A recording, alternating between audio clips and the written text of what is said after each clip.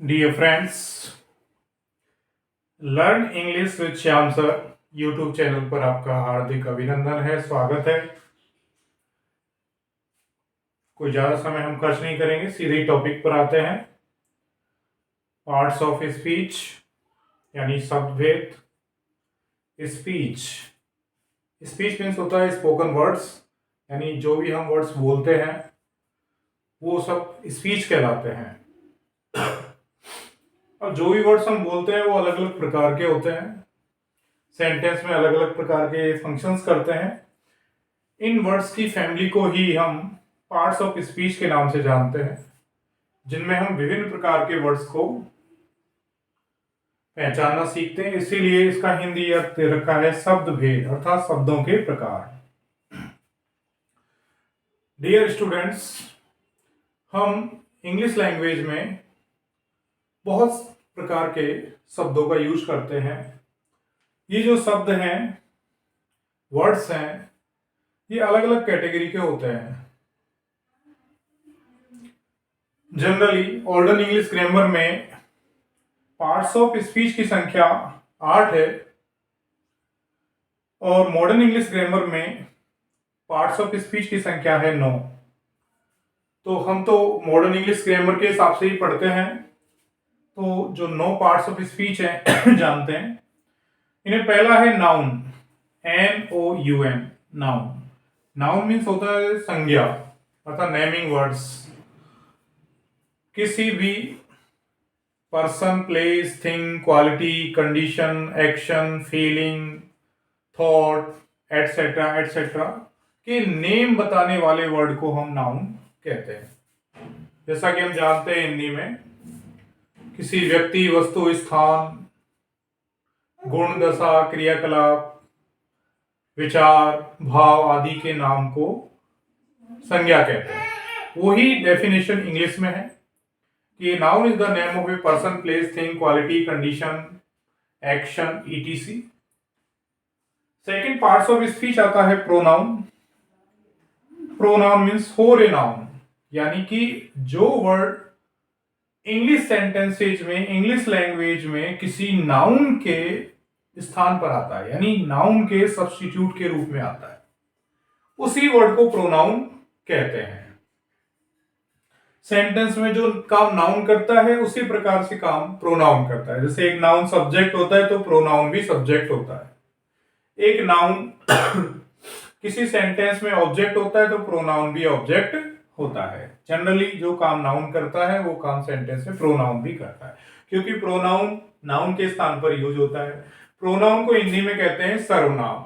जैसा कि हिंदी की लैंग्वेज में इसकी डेफिनेशन आती है कि संज्ञा के स्थान पर प्रयुक्त होने वाले शब्दों को सर्वनाम कहते हैं।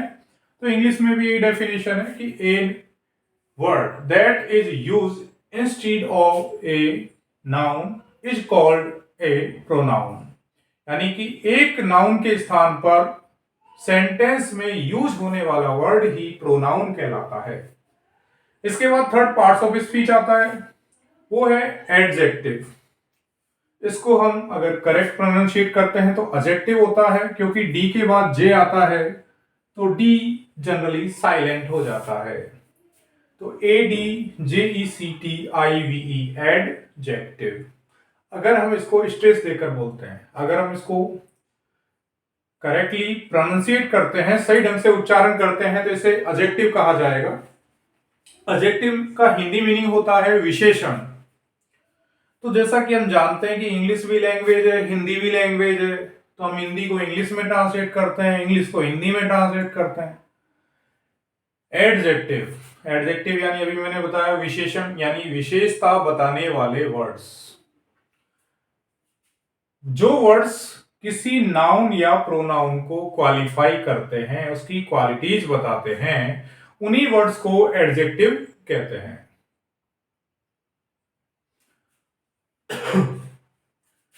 आगे मैं इनको सबको एक्सप्लेन करूंगा और अच्छे से। नंबर 4 पर आता है वर्ब। वर्ब मीन्स होता है क्रिया, अर्थात किसी एक्शन, स्टेट और पोजीशन को शो करने वाला जो वर्ड है उसी को वर्ब कहते हैं। वर्ब का हिंदी अर्थ होता है क्रिया। क्रिया में कार्य अर्थात एक्शन जो शब्द है वो उसका मीनिंग निहित है। वर्ब इंग्लिश ग्रामर में सबसे ज्यादा इंपॉर्टेंट वर्ड, इंपॉर्टेंस रखने वाला वर्ड है, इंपॉर्टेंट वर्ड है, वेरी वेरी इंपॉर्टेंट कह सकते हैं। यानी वीवीआईपी, जैसे बहुत सारे हमारे सोसाइटी में वीआईपी लोग होते हैं, ऐसे ही वीआईपी वर्ड है वो है वर्ब, एडवर्ब। अभी हमने जाना था कि एडजेक्टिव नाउन या प्रोनाउन को क्वालिफाई करता है, लेकिन एक एडवर्ब ऐसा वर्ड है जो किसी एडजेक्टिव को, वर्ब को या एडवर्ब को मॉडिफाई करता है। एडवर्ब यानी यहां पर लिखा हुआ है एड और वर्ब, यानी ऐसा वर्ड जो वर्ब को बताए कि कब, कहां, कैसे, कितनी बार होती है, यानी जो वर्ब की विशेषता बताए, वर्ब के अर्थ को और बढ़ा चढ़ाकर बताए, उसी को हम एडवर्ब कहते हैं। नंबर 6 पर आता है प्रीपोजिशन। जैसा कि इसका नाम है प्री प्लस पोजिशन, यानी ये वर्ड अपनी पोजीशन किसी दूसरे वर्ड के पहले रखता है और वो वर्ड जनरली होता है या तो नाउन या प्रोनाउन। तो प्रीपोजिशन एक ऐसा वर्ड है जिसका स्थान किसी नाउन या प्रोनाउन के पहले होता है, और प्रीपोजिशन जिस नाउन या प्रोनाउन के पहले यूज होता है उस नाउन या प्रोनाउन का रिलेशन अन्य वर्ड्स यानी अदर नाउन और प्रोनाउन से बताता है। प्रीपोजिशन को हिंदी में कहते हैं पूर्व सर्ग, संबंध बोधक अव्यय। इसके बाद आता है नंबर 7 पर कंजंक्शन यानी कि संयोजन। जो संयोजक अर्थात जोड़ने का काम करते हैं, यहां पे आया है कन यानी कनेक्ट करने वाला वर्ड, जंक्शन यानी जोड़ने वाला, यानी जो कनेक्ट करता है, जोड़ता है, उन्हीं को हम कंजंक्शन कहते हैं। ऐसे बहुत सारे वर्ड्स हैं जैसे कि एंड है, राम एंड श्याम, राम और श्याम को जोड़ दिया, कनेक्ट कर दिया, तो एंड क्या है, कंजंक्शन। ऐसे ही आइदर रमेश और महेश, तो आइदर और ये दोनों एक पेयर में यूज होने वाले कंजंक्शन है जिनको कोरिलेटिव कंजंक्शंस कहते हैं। इनके बारे में तो हम बाद में और अच्छे से तरीके से पढ़ेंगे। इसके बाद नंबर 8 पर आता है इंटरजेक्शन। ये हमें एक तरीके से बताते हैं कि कोई कार्य हमारे सामने अचानक हुआ, उसको कैसे एक्सप्रेस करना है। यानी ये वर्ड्स ऐसे वर्ड्स हैं जो हमारे मुंह से सडनली एक्सप्रेस होते हैं, अचानक से प्रकट होते हैं। जैसे हमने कोई सांप देख लिया, डर गए, ओ माय गॉड, हम कोई मैच जीत गए, hurray hurray, oh my god, alas, फी। ऐसे जो वर्ड्स हैं इंटरजेक्शन है, यानी अचानक होने वाली किसी घटना पर हमारे भावों को, हमारे विचारों को, हमारी जो भावनाएं होती हैं, हमारी जो फीलिंग्स होती हैं, हमारे जो थॉट्स होते हैं, उनको सडनली एक्सप्रेस करते हैं। इसके बाद 9 आता है डिटर्मिनस। डिटर्मिनस यानी जो किसी नाउन की या नाउन ग्रुप की पहचान को डिटरमाइन करता है, यानी नाउन के प्रकार को डिटरमाइन करता है। डिटरमाइन यानी कि निर्धारित करना। तो ऐसे वर्ड्स जो किसी नाउन की पहचान को, नाउन के प्रकार को डिटरमाइन करते हैं, उन्हीं को डिटर्मिनर्स कहते हैं। डिटर्मिनर्स पूर्व में एडजेक्टिव थे, लेकिन इनके यूज करने के एक विशेष नियम है, स्पेसिफिक रूल्स होते हैं इनको यूज करने के, इसीलिए इनको अलग कैटेगरी में नाम दिया गया, वो है डिटर्मिनर्स। तो डियर स्टूडेंट्स, ये एक छोटा सा इंट्रोडक्शन था जो बिना अभी मैंने कोई सेंटेंस यूज नहीं किया है, जनरली मैंने ऐसे वर्ड्स बताए हैं आपको जिनको सामूहिक रूप से as a unit parts of speech कहा जाता है। इसके बाद हम नेक्स्ट वीडियो में जानेंगे नाउन के बारे में कि एक नाउन क्या होता है। मैं आपको नाउन के बारे में बताने से पहले इन सारे पार्ट्स ऑफ स्पीच का एक छोटा सा शॉर्ट यानी विद विद एग्जाम्पल्स मैं आपको इनके बारे में थोड़ा थोड़ा एक्सप्लेन करूंगा। फिर इसके बाद हम इनको डिस्क्रिप्शन मोड में पढ़ेंगे।